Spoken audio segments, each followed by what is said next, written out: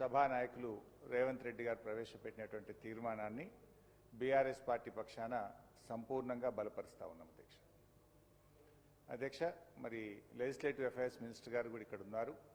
ఒక విషయం కూడా వారి దృష్టికి తెచ్చి నేను విషయంలోకి వెళ్తా అధ్యక్ష.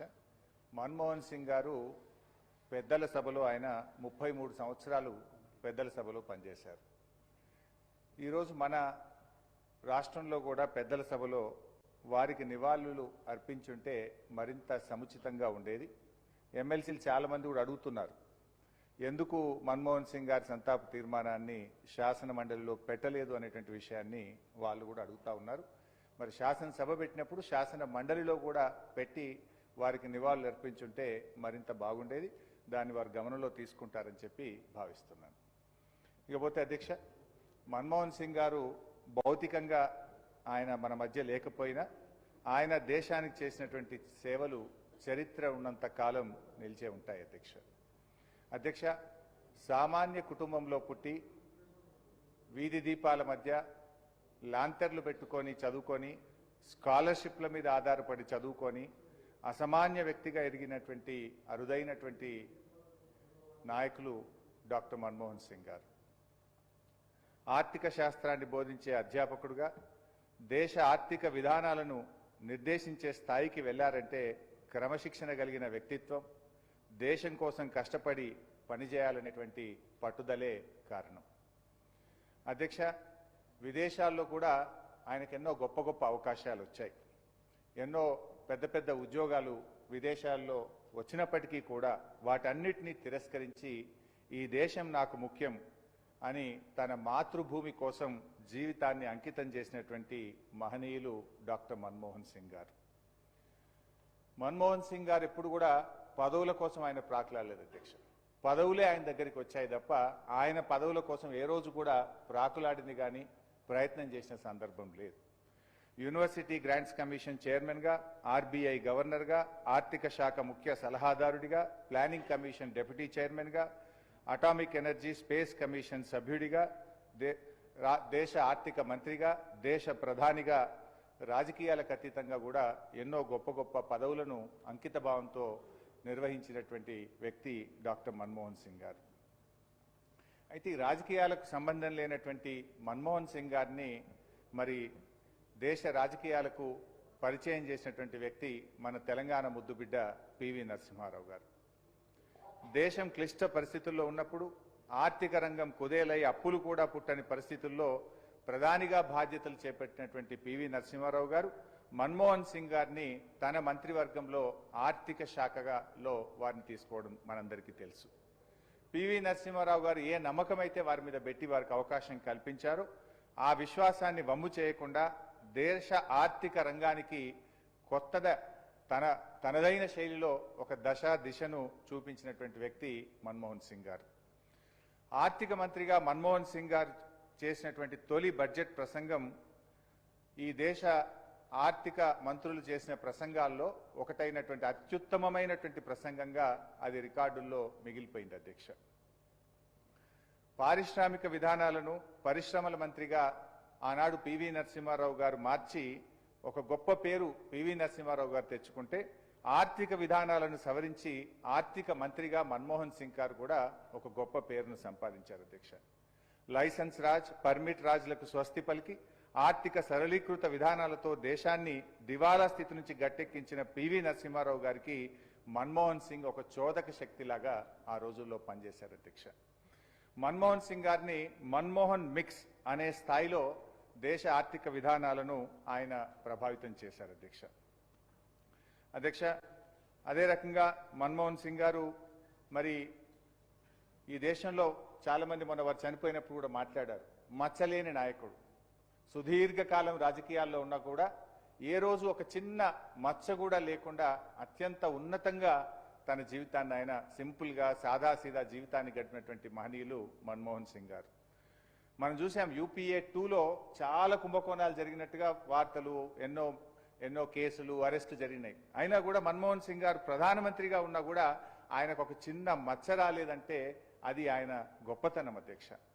ఒక అకాడమిషియన్గా, అడ్మినిస్ట్రేటర్గా, రాజ్యసభ సభ్యుడిగా, ఆర్థిక మంత్రిగా, ప్రధానమంత్రిగా దేశంపై మన్మోహన్ సింగ్ గారు తనదైనటువంటి ముద్ర వేశారు అధ్యక్ష. ఆర్బీఐ గవర్నర్గా కరెన్సీ నోట్లపై సంతకం చేసినటువంటి మన్మోహన్ సింగ్ గారు ఆర్థిక శాఖ మంత్రిగా, ప్రధానమంత్రిగా ఈ దేశంపై చెరగని సంతకం చేశారు అధ్యక్ష. ఆయన జీవితం దేశ సేవలో ధన్యమైంది అధ్యక్ష. మన్మోహన్ సింగ్ గారిని తరతరాలు ఆయనను గుర్తుంచుకునే విధంగా, స్మరించుకునే విధంగా ఇటు రాష్ట్ర ప్రభుత్వం కానీ, అటు కేంద్ర ప్రభుత్వం కానీ ఎటువంటి నిర్ణయాలు తీసుకున్నా బీఆర్ఎస్ పార్టీ స్వాగతిస్తుంది, సంపూర్ణమైనటువంటి మద్దతును కూడా అందజేస్తుంది. గౌరవ ముఖ్యమంత్రి గారు వారి స్టాచ్యూ పెడదామని చెప్పి సభలో ప్రతిపాదన పెట్టారు. దాన్ని మేము సంపూర్ణంగా మద్దతు పలుకుతా ఉన్నాం. ఈ సందర్భంగా ఇంకా ఒకటి రెండు సూచనలు కూడా చేయాలనుకుంటున్నాం. ఎందుకంటే ఆ రోజు పివి నరసింహారావు గారు చనిపోయినప్పుడు సరే ఆ రోజు దేశంలో, రాష్ట్రంలో కాంగ్రెస్ ప్రభుత్వం ఉన్న కారణాలేమో కానీ ఆ రోజు వారిని పట్టించుకునే పరిస్థితి లేదు.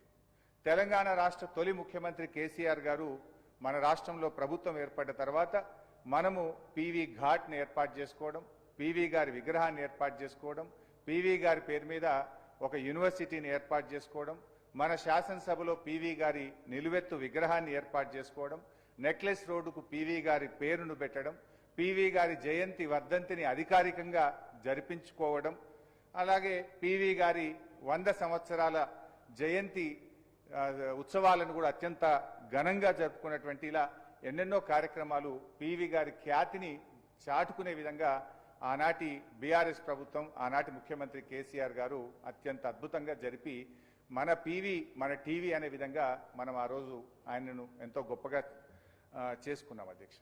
అయితే ఈరోజు మన్మోహన్ సింగ్ గారికి విగ్రహాన్ని ఏర్పాటు చేయడంతో పాటు కొత్తగా మీరు ఏర్పాటు చేస్తున్నటువంటి స్కిల్ యూనివర్సిటీకి డాక్టర్ మన్మోహన్ సింగ్ గారి పేరు పెట్టాలని చెప్పి కూడా నేను మీ ద్వారా ఈ సభానాయకుడికి ప్రతిపాదిస్తా ఉన్నాను అధ్యక్ష. భారతరత్న విషయంలో కూడా ఖచ్చితంగా మన్మోహన్ సింగ్ గారు ఈరోజు మన దేశం ఆర్థికంగా ఇంత బలపడ్డదంటే వారి కృషి, పివి నరసింహారావు కృషి ఎంతగానో ఉంది. భారతరత్నకు మరి డాక్టర్ మన్మోహన్ సింగ్ గారు ముమ్మాటికి అర్హులే. ఈరోజు సభలో పెట్టినటువంటి తీర్మానాన్ని మేము సమర్థిస్తూ తప్పకుండా కేంద్ర ప్రభుత్వం కూడా మరి మన్మోహన్ సింగ్ గారికి భారతరత్న ఇవ్వాలని చెప్పి కూడా మేము కోరుతా ఉన్నాం. ఆ రోజు పివి నరసింహారావు గారి కోసం కూడా ఇదే సభలో సభానాయకుడిగా కేసీఆర్ గారు వారికి భారతరత్న ఇవ్వాలని చెప్పి ఈ సభలో వారు తీర్మానాన్ని ప్రవేశపెడితే మనమందరం కూడా ఆ రోజు సభలో సభ్యులుగా ఉన్న వాళ్ళందరము ఏకగ్రీవంగా మనం తీర్మానం చేసి కేంద్రానికి పంపాం. మరి కేంద్ర ప్రభుత్వం కూడా సబ్సిక్వెంట్గా మరి వారికి భారతరత్నను కూడా ఈ మధ్యకాలంలో ఇచ్చినటువంటి విషయం మనందరికీ తెలిసిందే. సో ఈ రోజు కూడా మన్మోహన్ సింగ్ గారికి కూడా భారతరత్న తప్పకుండా ఇవ్వాలని చెప్పి కూడా బీఆర్ఎస్ పార్టీకి కోరుతా ఉంది అధ్యక్ష. మన్మోహన్ సింగ్ గారు ఆయన ఒక లాయలిస్ట్ అని ఇందాక కేటీఆర్ గారు అన్నారు, ఇంకొకరిద్దరు సభ్యులు కూడా అన్నారు సభలో. ఎస్ అధ్యక్ష, అంటే మనిషి గొప్పతనం ఎప్పుడు తెలుస్తుందంటే అధికారంలో ఉన్నప్పుడే కాదు, కొన్ని చేదు అనుభవాలు జరిగినప్పుడు కూడా దాన్ని భరించుకొని ఎవరైతే గట్టిగా నిలబడతారో అప్పుడే మనిషి యొక్క ఔన్నత్యము, గొప్పతనము, ఆ లాయలిస్ట్ అనేటువంటిది కూడా బయటకు వస్తుంది. మన్మోహన్ సింగ్ గారిని మౌన ముని అని కూడా చాలా మంది సభ్యులు కూడా మాట్లాడారు. దేశవ్యాప్తంగా కూడా ఎంతో మంది చెప్తూ ఉంటారు అధ్యక్ష. ఒకటి రెండు సందర్భాలు కూడా నేను ఈ సందర్భంగా ఆయన గొప్పతనాన్ని చెప్పేటువంటి క్రమంలో గుర్తు చేయాలనుకుంటున్నాను అధ్యక్ష. 5 ఏళ్ళు అప్పుడు మైనార్టీ ప్రభుత్వాన్ని పివి నరసింహారావు గారు సక్సెస్ఫుల్గా నడిపారు. దాంట్లో ఆర్థిక మంత్రిగా మన్మోహన్ సింగ్ గారు పనిచేశారు. వారిద్దరు కూడా పివి గారు, మన్మోహన్ సింగ్ గారు చాలా అద్భుతంగా ఈ దేశాన్ని ఒక గాడి తప్పినటువంటి ఆర్థిక వ్యవస్థను గాడిలోకి తెచ్చి ఎంతో గొప్పగా వారిద్దరూ పనిచేశారు అధ్యక్ష. సరే 5 ఏళ్ల తర్వాత కాంగ్రెస్ పార్టీ ఓటమి పాలైంది. అయితే కాంగ్రెస్ ఓటమికి ఎందుకు ఓడిపోయింది అని తెలుసుకోవడానికి అప్పుడు ఏఐసిసి యాంటోనీ కమిటీ ఒకటి వేయడం జరిగింది. యాంటోనీ కమిటీ ఓ రిపోర్ట్ ఇచ్చింది అధ్యక్ష. ఏమని ఇచ్చిందంటే కాంగ్రెస్ ఓటమికి పివి నరసింహారావు గారు, మన్మోహన్ సింగ్ గారి ఆర్థిక విధానాలు కూడా ఒక కారణమని యాంటోనీ కమిటీ రిపోర్ట్ ఇచ్చింది అధ్యక్ష. ఆ రిపోర్ట్ వచ్చినప్పుడు కాంగ్రెస్ వర్కింగ్ కమిటీలో చర్చ పెట్టినారు ఆ రిపోర్ట్ను. ఆ రిపోర్ట్ వచ్చినప్పుడు మన్మోహన్ సింగ్ గారు కంట తడిపెట్టారు, కానీ ఒక్క మాట మాట్లాడలేదు. ఆయన ఒక్క అడుగు కూడా, ఒక అంగుళం కూడా పక్కకు జరగకుండా అదే లాయలిస్ట్గా ఆయన పనిచేసినారు. ఇది ఆ రోజుల్లో పత్రికల్లో, టీవీల్లో పెద్ద వార్త వచ్చింది. ఏఐసిసి మీటింగ్లో మన్మోహన్ సింగ్ గారు కంట తడిపెట్టారనేటువంటి వార్త దేశంలో పెద్ద చర్చకు దారితీసింది. కానీ ఆయన నన్ను తప్పుబట్టారు అని చెప్పి ఆయన విమర్శించడమో, ఒక మాట కాంగ్రెస్ పార్టీకి వ్యతిరేకంగానో ఆ రోజు ఒక్క మాట కూడా మాట్లాడినటువంటి వ్యక్తి, ఆయనలో ఎంత గొప్పతనం, ఆయన లాయలిస్ట్ అనడానికి కూడా ఒక ఉదాహరణ మనం చెప్పుకోవచ్చు అధ్యక్ష. అదేవిధంగా ఇంకొక సందర్భం కూడా ఉంది అధ్యక్ష. అప్పుడు లాలూ ప్రసాద్ యాదవ్ గారు యూపీఏ భాగస్వామిగా ఉండే, వారికి 2 ఏళ్ల జైలు శిక్ష పడ్డది. సరే, యూపీఏ ప్రభుత్వం అప్పుడు వారికి మరి ఏం నిర్ణయం తీసుకొని ఒక చట్టాన్ని తెచ్చారు, ఒక బిల్లు ఆర్డినెన్స్ తీసుకురావడం జరిగింది లాలూ ప్రసాద్ యాదవ్ గారిని సేవ్ చేయడం కోసం. అప్పుడు మన్మోహన్ సింగ్ గారి ప్రధానమంత్రి అధ్యక్షతన అప్పుడు ఉండేటువంటి క్యాబినెట్ మరి ఒక ఆర్డినెన్స్ తీసుకొచ్చింది అధ్యక్ష. ఆ ఆర్డినెన్స్ మీద సరే దేశవ్యాప్తంగా అటు ఎట్లా చేస్తారు అని చెప్పి సరే విపక్షాలు ప్రతిపక్షాలు పెద్ద ఎత్తున అల్లర్లు చేసినాయి, దాన్ని అపోజ్ చేసినాయి. అప్పుడు కాంగ్రెస్ పార్టీ తరఫున ఓ ప్రెస్ మీట్ ఏర్పాటు చేసి ఏఐసిసి కార్యాలయంలో కొంతమంది దాన్ని డిఫెండ్ చేయడం, అంటే మా ప్రధానమంత్రి తీసుకున్న నిర్ణయం సరి అయింది, మా కాంగ్రెస్ పార్టీ తీసుకున్న నిర్ణయం సరి అయింది అని చెప్పేటువంటి క్రమంలో రాహుల్ గాంధీ గారు సడన్ గా అక్కడికి చేరుకొని ఆర్డినెన్స్ కాపీలన్నీ చింపేస్తాడు. అంటే ఒక ప్రధానమంత్రిగా మన్మోహన్ సింగ్ గారు ఆయన కేబినెట్ నిర్ణయం తీసుకుంటే రాహుల్ గాంధీ గారు ఆర్డినెన్స్ కాపీలు చింపేస్తారు. కానీ అలాంటి సందర్భంలో కూడా ఆయన ఎంత లాయలిస్టు అని నేను చెప్పడానికి ప్రయత్నం చేస్తున్నా అంటే, కేంద్ర మంత్రి మండలి తీసుకున్న నిర్ణయాన్ని రాహుల్ గాంధీ గారు బహిరంగంగా తప్పుపట్టిన మన్మోహన్ సింగ్ గారు మౌన మునిగానే ఉన్నారు తప్ప నోరు తెరవలేదు. ఆయన అంత గొప్ప వ్యక్తి అని చెప్పి కూడా ఈ సందర్భంగా నేను గుర్తు చేస్తా ఉన్నా అధ్యక్ష. ఇకపోతే అధ్యక్ష, గౌరవనీయులు అంటే ఆయన లాయలిటీ, కాంగ్రెస్ పార్టీ పట్ల ఆయన లాయల్టీ, ఆయన చిత్తశుద్ధిని నేను చెప్పే ప్రయత్నం చేస్తున్నా. ఆయన ఎన్ని ఇబ్బందులు ఎదుర్కొన్నా కూడా ఎప్పుడు ఒక్క అడుగు కూడా పక్కకు జరగని ఆయన వ్యక్తిత్వాన్ని, ఆయన గొప్పదనాన్ని ఈ సభ ద్వారా చెప్పేటువంటి ప్రయత్నం చేస్తున్నాం అధ్యక్ష. అంటే మన్మోహన్ సింగ్ ను పొడవడం మీకు ఇష్టం లేదా? ఆయన పొగుడుతున్నా మన్మోహన్ సింగ్ యొక్క గొప్పతనాన్ని, వ్యక్తిత్వాన్ని చెప్పే ప్రయత్నం చేస్తున్నాం అధ్యక్ష.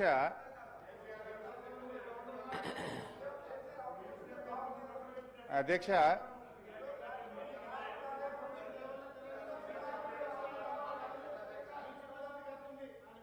సభను కొంచెం ఆర్డర్లు పెట్టండి అధ్యక్ష. అధ్యక్ష,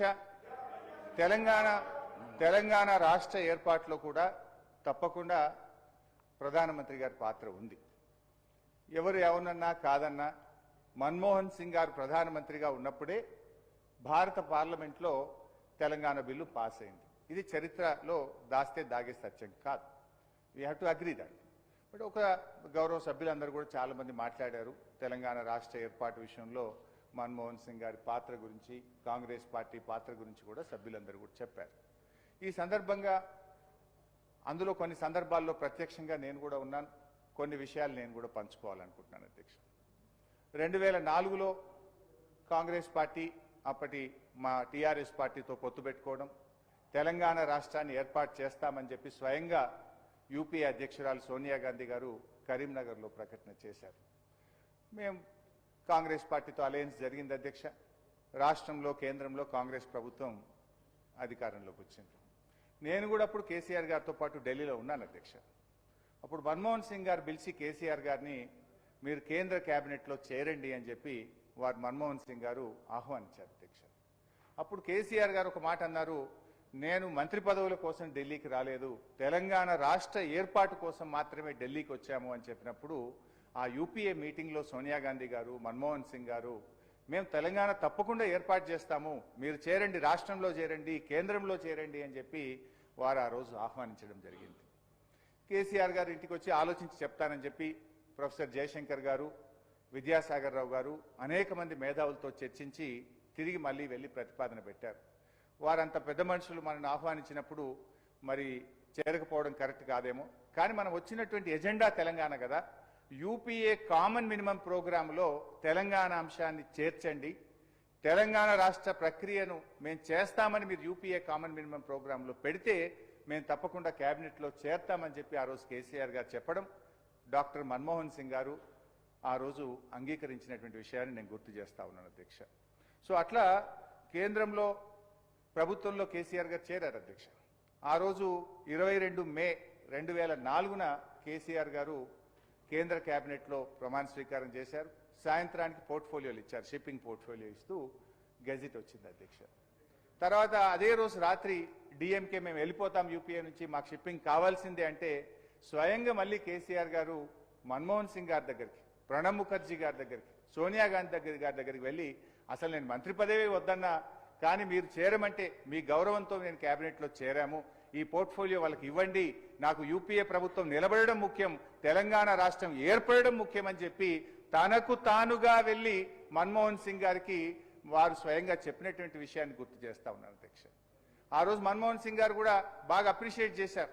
శాఖల కోసం పట్టుబడే రోజుల్లో నువ్వు శాఖే నాకు అవసరం లేదని ఇంత గొప్పగా చెప్పారని చెప్పి మన్మోహన్ సింగ్ గారు ఆ రోజు కేసీఆర్ గారిని బాగా అప్రిషియేట్ చేశారు అధ్యక్ష. ఇక్కడ ఒక విషయం కూడా గుర్తు చేస్తున్న అధ్యక్ష, అంటే తన శాఖను 3 రోజుల్లోనే 22 మే 2004లో షిప్పింగ్ పోర్ట్ఫోలియో వస్తే 25 మే 2004 నాడు శాఖను తిరిగి ఇచ్చి 6 నెలల పాటు అధ్యక్ష, అంటే 27 నవంబర్ 2004 వరకు శాఖ లేని మంత్రిగా డాక్టర్ మన్మోహన్ సింగ్ గారి కేబినెట్ లో కేసీఆర్ గారు పనిచేశారు అధ్యక్ష. అధ్యక్ష, ఒక రకంగా ఏ శాఖ లేకపోవడం కూడా కేసీఆర్ గారు తెలంగాణ కోసం తన సమయాన్ని. అధ్యక్ష, కేసీఆర్ గారు అంటే గౌరవం కాదంటలేము, సభకు నాయకుడు. నేను ఇప్పుడు మనం మాట్లాడుతుంది మన్మోహన్ సింగ్ గారి గురించి. సభలో పోర్ట్ఫోలియో లేదా లేకపోతే ఇంకేం జరుగుతుంది? గౌరవ హరీష్ రావు గారు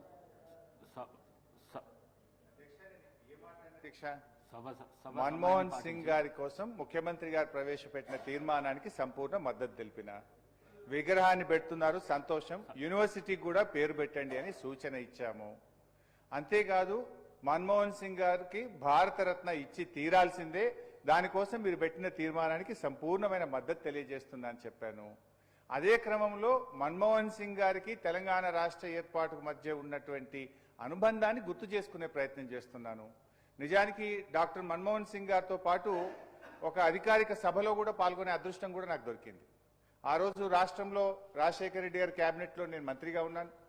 డాక్టర్ మన్మోహన్ సింగ్ గారు సభలో, గీతారెడ్డి గారు లేరు, గీతారెడ్డి గారు, దామోదర్ రాజనరసింహ గారు, మేమందరం కూడా మెదక్లో ఎస్సీ ఎస్టీలకు పట్టాలు పంచేటువంటి కార్యక్రమంలో మన్మోహన్ సింగ్ గారితో పాటు ఆ రోజు ఒక మంత్రిగా నేను వేదిక మీద పాల్పంచుకునే అదృష్టం కూడా నాకు దొరికింది. సో అట్లా డెఫినెట్గా వారితో ఉన్నటువంటి జ్ఞాపకాలు, వారితో ఉన్నటువంటి అనుబంధము, వారితో ఈ రాష్ట్రానికి మా పార్టీకి ఉండేటువంటి అనుబంధాన్ని చెప్పడం ఎట్లా తప్పవుతుంది అధ్యక్ష? మంచినే గుర్తు చేసే ప్రయత్నం చేసుకుంటున్నాం. వారికి ఆత్మశాంతి చేకూరాలి, వారికి ఇంకా మంచి గౌరవం దక్కాలి, చరిత్ర ఉన్నంత కాలం వారి పేరు నిలబడాలన్నదే మా ఆకాంక్ష అధ్యక్ష. అయితే అధ్యక్ష, ఆ రకంగా కేసీఆర్ గారు మరి ఆ పోర్ట్ఫోలియో వదులుకుంటే ఆ రోజు ప్రణబ్ ముఖర్జీ గారు తన ఆత్మకథ కూడా రాశారు. ది కోయలిషన్ ఇయర్స్ అని 10 సంవత్సరాల యూపీఏ పాలన మీద ప్రణబ్ ముఖర్జీ గారు ఒక బుక్ రాశారు అధ్యక్ష. తన బుక్లో కూడా ప్రస్తావించారు, మన్మోహన్ సింగ్ గారి క్యాబినెట్లో కేసీఆర్ గారు 10 సంవత్సరాల పాటు 6 నెలల పాటు శాఖ లేని మంత్రిగా ఉండడం అనేటువంటిది ఆ పుస్తకంలో కూడా ప్రణబ్ ముఖర్జీ గారు కూడా గుర్తు చేశారు అధ్యక్ష. సరే, ఏది ఏమైనా అధ్యక్ష, మరి ఆనాటి యూపీఏ ప్రభుత్వం తెలంగాణ విషయంలో కామన్ మినిమం ప్రోగ్రాంలో పెట్టి నిర్ణయం తీసుకోవడంలో ఆలస్యమైతే మరి కేసీఆర్ గారు ప్రధానమంత్రిగా మన్మోహన్ సింగ్ గారి దగ్గరికి వెళ్ళి పట్టుబట్టారు. ఇట్లా అయితే నేను కేబినెట్లో కొనసాగలేను, దయచేసి మీరు ఆలోచించండి అని బాగా ఒత్తిడి పెడితే ఆ రోజు ప్రధానమంత్రిగా మన్మోహన్ సింగ్ గారు ప్రణబ్ ముఖర్జీ కమిటీని వేశారు అధ్యక్ష. ప్రణబ్ ముఖర్జీ కమిటీని వేసి దేశంలో అన్ని రాజకీయ పార్టీలను ఒప్పించడానికి మీరు ప్రయత్నం చేయండి అని చెప్పి ప్రణబ్ ముఖర్జీ గారి మీద ఆ బాధ్యత పెట్టారు.